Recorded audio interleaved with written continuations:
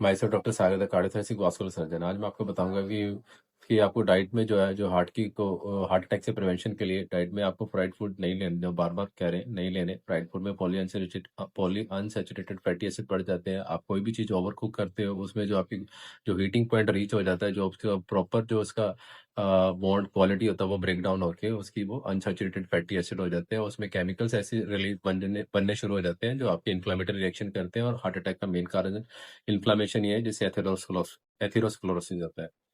Sweets जो है आपको बिल्कुल ही कम लेने हैं, क्योंकि जो स्वीट्स अल्टीमेटली आपका ये पॉलीअनसैचुरेटेड फैटी एसिड में कन्वर्ट होकर डिपॉजिट होएगा, एथेरोस्क्लेरोसिस होएगा, जो आपको हार्ट अटैक का मूल कारण है। एक्सरसाइज डेली करते रहना है आपको। एक्सरसाइज करने का तरीका होता है भी आधा घंटा सुबह शाम इतनी एक्सरसाइज करनी है भी आपको हेड टू टो स्वेटिंग होनी चाहिए। और एक्सरसाइज करने के लिए आपको कहीं पे भी कहीं जाने की ज़रूरत नहीं है। आपके पास कुछ रनिंग के लिए ग्राउंड है तो रनिंग कर सकते हो और तब तक भागते रहना है। और साइकिलिंग है, कुछ साइकिल जो आपके घर पे भी पड़ा है स्टैंड पे लगा के साइकिल मारते रहो ऐसे, पैडल चलाते रहो आपको। और तब तक नहीं छोड़ना जब तक आपको हेड टू टो स्वेटिंग ना हो जाए। घर पे कोई बच्चा है उसको ऊपर-नीचे उठा सकते हो, इससे आपका बॉडी का जो है जो आप ब्रीथिंग फास्ट हो जाएगा। और एक्सरसाइज तब तक करते रहना जब तक आप ब्रीथिंग आपको लगे भी हाँ, अब तो दिल मेरा बोल रहा है, जस्ट लाइक पाल्पिटेशन हो रहा है। दिल की धड़कन महसूस हो रही है। तो ये नॉर्मल फिजियोलॉजी होता है। जब तक ये स्टेज अचीव नहीं होती, जैसे सांस तेज तेज आ रहा है, अंदर बाहर सांस तेज तेज आ रहा है, तो this is a best point of exercise कि ये आपको इस पॉइंट तक करनी है। आपको जो है सेडेंटरी लाइफस्टाइल से बचना है कि कॉलेज स्कूल गए घर आ गए या जॉब पे गए घर आ गए वापस आ गए बैठ गए खा गए सो गए टीवी देख लिया, ये सेडेंटरी लाइफस्टाइल होता है। इसमें आपका हार्ट को बिल्कुल भी बेनिफिट नहीं होने वाला, बल्कि हार्ट अटैक ही होने वाला आपको। ओवरवेट कभी भी नहीं होना है, ऐसे बैठे बैठे खाते ही ओवरवेट हो गया। बीएमआई अगर आपसे 18 से 25 के बीच में रखना है, इससे ज्यादा होएगा तो आपका बीएमआई आपको हार्ट अटैक आ जाएगा, क्योंकि हार्ट का लोड पड़ जाता है जैसे ही आप ओवरवेट होते हो।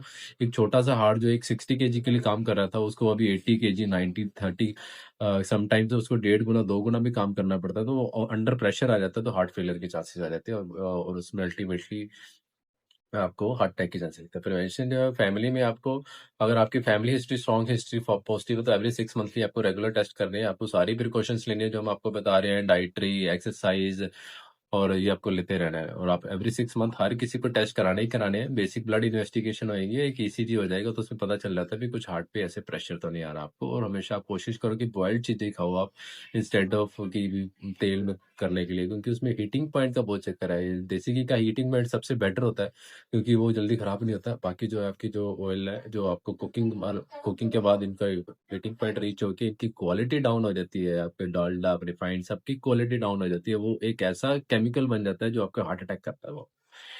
और जो आपको अर्ली अर्ली एक्शन में है, जो आपको कुछ भी आपको साइड सिम्टम आते हैं, चेस्ट पेन हैवीनेस होता है, तो आपको हेल्प के लिए कभी भी नहीं करना है। एक लाउड वॉइस में हेल्प के लिए बोलिए कि मेरे को चेस्ट पेन हो रहा है, घबराहट हो रही है, तो उसमें सारे अलर्ट हो जाएंगे। और सबसे पहले वहां पे जाके ईसीजी करके हमें पता चल जाता है कि ईसीजी में कुछ है कि नहीं है। अगर ईसीजी में कुछ होएगा तो इको करेंगे, या सबसे पहले ब्लड टेस्ट करेंगे, और ब्लड टेस्ट फिर इको होएगा।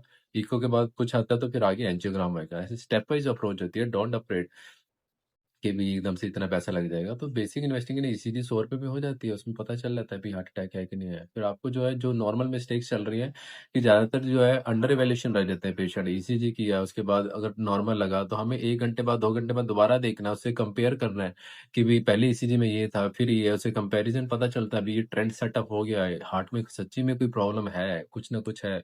तो ये अंडर वैल्यूएशन ही है। आपको अगर डॉक्टर रुकने के लिए बोल रहा है तो रुक जाना चाहिए। 40+ एज है आपकी, सेडेंटरी लाइफस्टाइल है, आप रिस्क फैक्टर पे हो, तो आपको ये लाइटली नहीं लेना है इसको। हम भी नहीं लेते लाइटली कि भी हमें पता है भी कैसे इवेल्यूएट करना है इसको।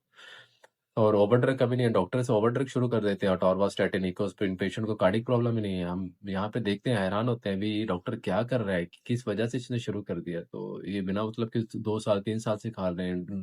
ड्रग के साइड इफेक्ट आ गए, इकोस्प्रिन से गैस्ट्राइटिस हो गया, वॉमिटिंग लग गई, उसको जरूरत भी नहीं थी। एटोरवास्टैटिन से मायोपैथी हो गई, मसल वेस्टिंग हो गई, ऐसी मतलब नहीं जरूरत थी तो फिर भी उसका शुरू कर दिया किसी डॉक्टर ने, क्या करे अभी। तो यही कहते हैं भी डॉक्टर 2-3 डॉक्टर से मिलकर राय लेके काम शुरू करना चाहिए। दूध बंद कर दिया, देसी घी बंद कर दिया, बताओ देसी घी नहीं बंद होता है, बार बार कह रहे हैं भी देसी घी नहीं बंद होता है। हार्ट अटैक वाले पेशेंट का भी नहीं होता, आपका नॉर्मल बंदे का कैसे हो जाएगा। मिल्क बंद नहीं होता, मिल्क पीते रहना है। आप बहुत ज्यादा ओवरवेट हो तो थोड़ा सा कम क्वांटिटी कर दो, पर लेना जरूरी है, बोन्स के लिए, हमारी बॉडी की डेवलपमेंट ग्रोथ के लिए बहुत जरूरी है। और ग्रीन टी लेते रहना है। लेने का तरीका होता है कि भाई उसको दिन में 2-3 बार ले सकते हो, बिना दूध और बिना चीनी की बनती है वो। और उसके बाद आधा किलोमीटर 1 किलोमीटर चलना भी है आपको, और मल्टीपल डॉक्टर का ओपिनियन लेके ही कुछ शुरू करें। थैंक